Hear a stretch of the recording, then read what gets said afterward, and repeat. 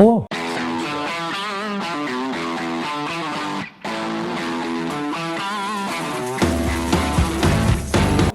Well, welcome back to C is for Cars. It's been a while again. Today, and on this episode, we are going to be working on my 1979 Ford Fairmount we call Mary. Getting ready to do Miles of Mayhem again this year with Mary. We're going to be doing a couple things. There's a couple small issues. There's a small coolant leak.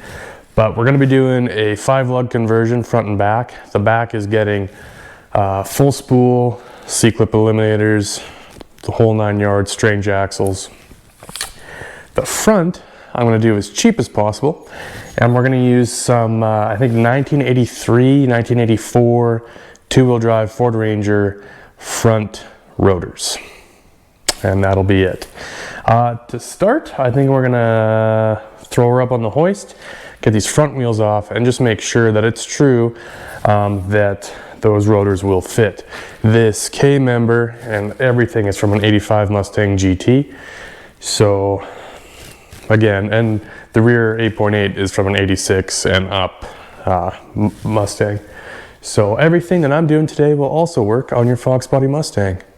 So, or T-Bird, or Cougar, or Lincoln probably have fun with all of them. But let's get into it. Welcome back.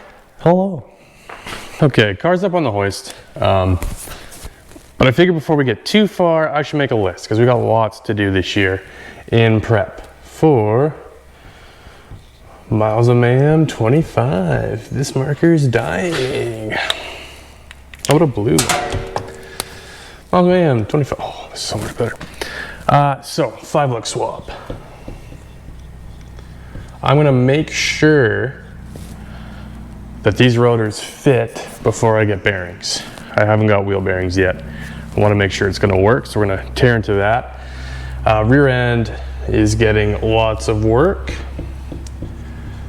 I'm going to tear into that as soon as I can because I am getting some parts powder coated. I have a coolant leak, small one on top of the intake. I think it's a sending unit or maybe a heater hose. Voltage issue, I think it's a ground issue.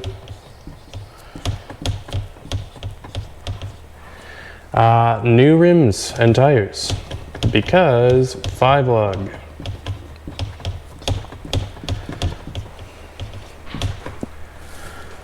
So let's start here. This is where we're going to start so I can finalize all the parts I'm going to need, because if I can't do any of this, then new rims and tires don't matter and the rear ends ain't going to happen. So we better figure it out. All right, calipers out of the way. Dust covers off. Nice good amount of grease in here.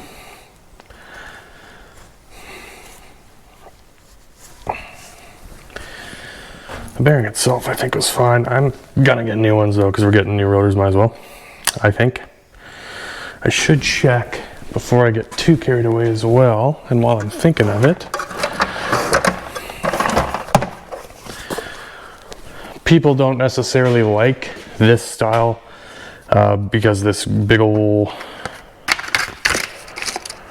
like the SN95s don't have the great big integrated bearing housingness. So you need a fairly big, yeah, okay. When you get wheels for a Fox, the front ones, you want to make sure it clears this. And also if you're running any sort of like hubcap, you want to make sure that it's going to work with this Petrucciaroni Tonys. So, let's get this cotter pin out.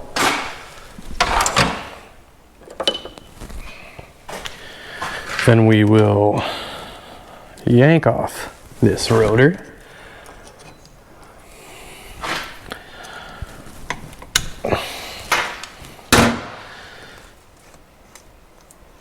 And we will see if the other one fits, like the legend says.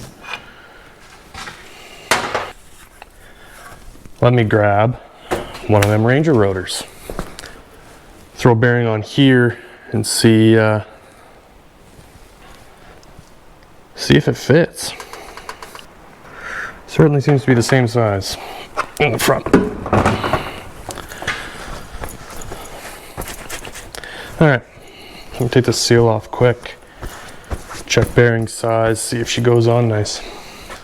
So, merely for the purpose of just making sure it's actually going to work, threw the old bearings in, which actually didn't look too bad.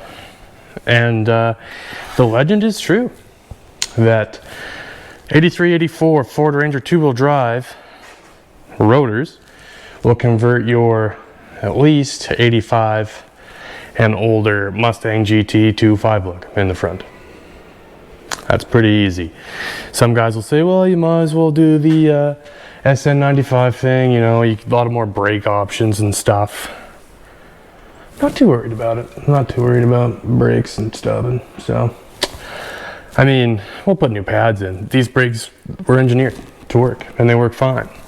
This car is nowhere near crazy enough to need anything bigger than this. So if you just, you know, factory 85 and you want it, these are super cheap and super easy to just throw these on.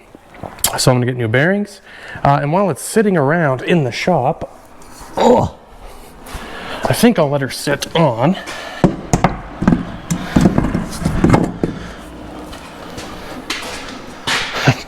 Sick. Some Keystone Classics. Just around the shop. They are a uni-lug pattern. I don't have the proper, what do you call them, spacers? Adapters? Fingers?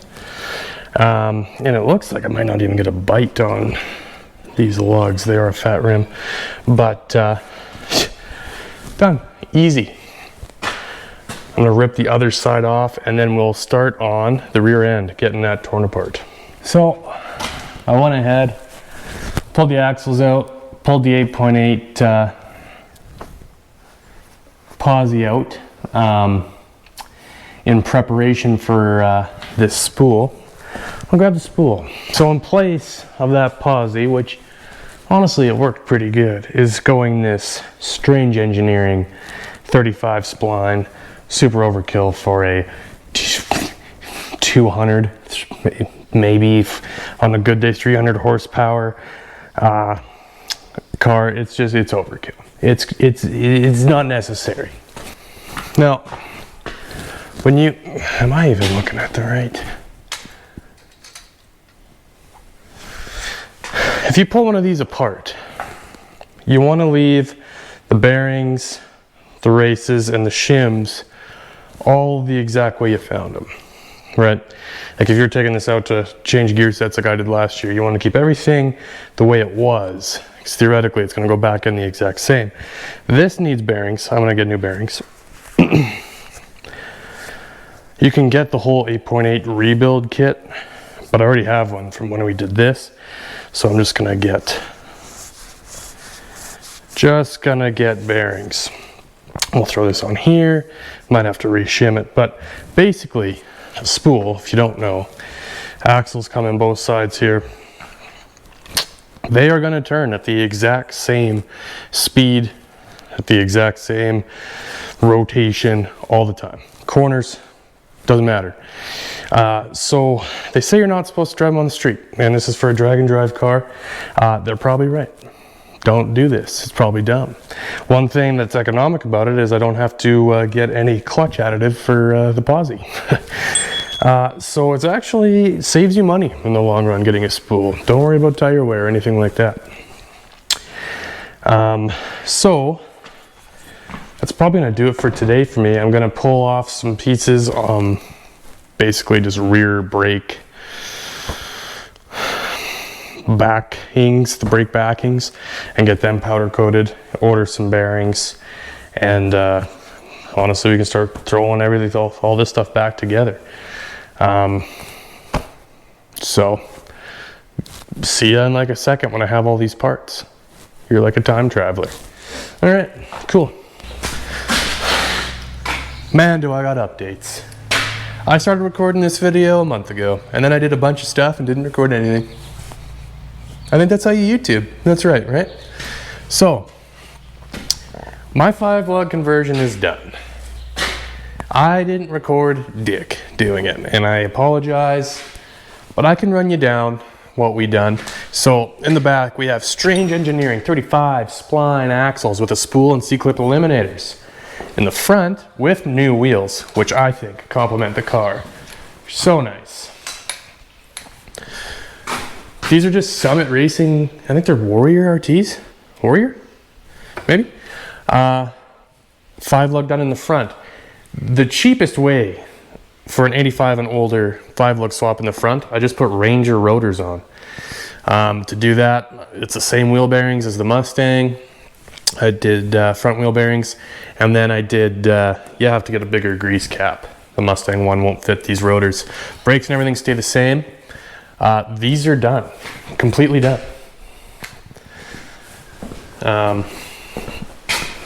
Both sides. How nice are those? In the back, we have the same wheels in the back, but wider. The front are 4-inch. Oh, in the back I got these.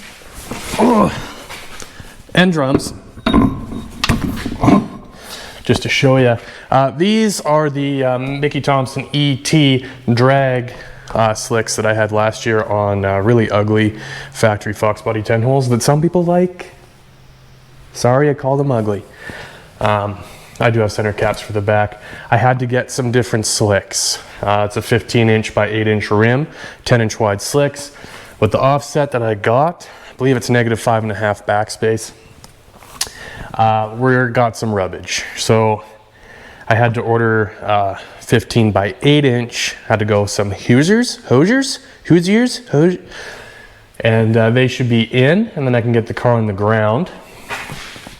So won't be running these, which is a shame because they have like 20 passes on them. These drums I got from LMR, late model restoration. They are perfect, absolutely perfect. Big fan. The Strange C-clip eliminator kit, mint. That went on awesome. Super nice product. The axles and everything were just, I don't think they can be beat. In the back, we have a Strange 35 spline spool. So we're gonna be turning tires at the same speed. There's the C-clip eliminators in there. I had my brake backs powder coated by my dad. These just bolt in the back. Really nice stuff. What's next? That is a great question. You didn't even ask, but I'm gonna tell you. Hitch. I bought a little trailer so I can do trailer burnouts. Because if you're doing a drag and drive and you're not doing trailer burnouts, don't even go. I learned that last year. We didn't have a trailer, didn't do trailer burnouts. In fact, I had so much stuff way down in the back. His car was squatted so bad, I couldn't even do a burnout. Second gear burnout, I could do a slow one. That's not very smoky. So basically, the rear bumper has 2 bumper shocks. I'm gonna put a bar. You bolt the bar to that with a piece of flat, just a flat 2-inch bar. Comes out about 5.5, 6 inches with just a ball on it. That'll be just fine for a little trailer, which I can show you here soon. So we're motoring. I'm sorry I didn't show you the process. Reach out if you have any questions about 5-lug swap. Like I said, for the front, was super cheap. Ranger rotors, 83, 84 2-wheel drive Ranger. Done. And then you honestly just pick your axles in the back. I could have done just factory 28 spline, from LMR has them. You can just get 28 spline axles, keep the C-clips, get some drums, and you're done. I went way overboard. You can do like a 31 spline or a 33 spline. I went right to 35. This rear end's probably, I mean, if you welded the tubes, this rear end's probably good for like triple or more the horsepower that I have currently. But but I prefer to overbuild. So when the Z7's done, this can all migrate to that car, and it won't cost me anything at that time. That being said, I think all in Flying Eagle American dollars, I'm like $1,000 for a 5-lug swap. In Canadian, Maple Beavers, that's a lot more. It's just the way of the road. It is what it is. What do I have left to do here? I'm gonna let all this RTV sit from putting these C-clip eliminators in.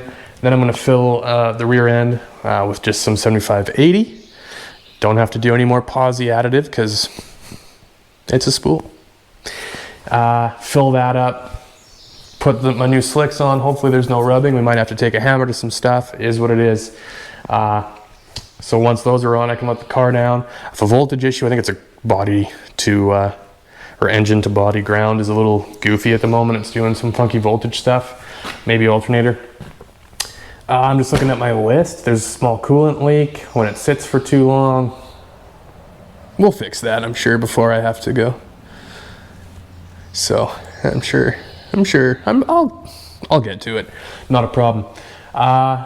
I might have to take tailpipes off, depending. I kind of like them, but if there's too much rubbish,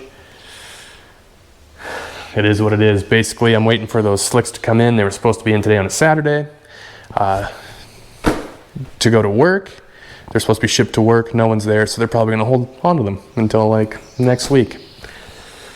So that's the biggest thing. Get the car on the ground, test fit everything, service. I'll try and record more before we actually have to go. And again, Mason is coming with me. He's still on the channel.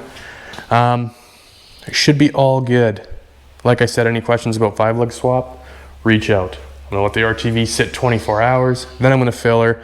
While it's on the hoist, I might put it in like 5th for a while and just let it run. I'll know if I have a leak. Nothing should move now. And I don't think I should. If there's a leak, it would be my fault and definitely not the kit. So stay tuned with us. I'm sorry that we're not putting out videos like we used to. When Miles of Mayhem comes up, we are gonna be, especially with Mason helping me, we can take turns editing videos. We'll have video every day. Yeah, thanks for following along, guys, and shoot, we'll see you soon. I don't know if this is the end of this video, but if it is, we'll see you next Tuesday, and if it's not, I'm gonna cut that out and you're not gonna know the difference. Right on. See ya.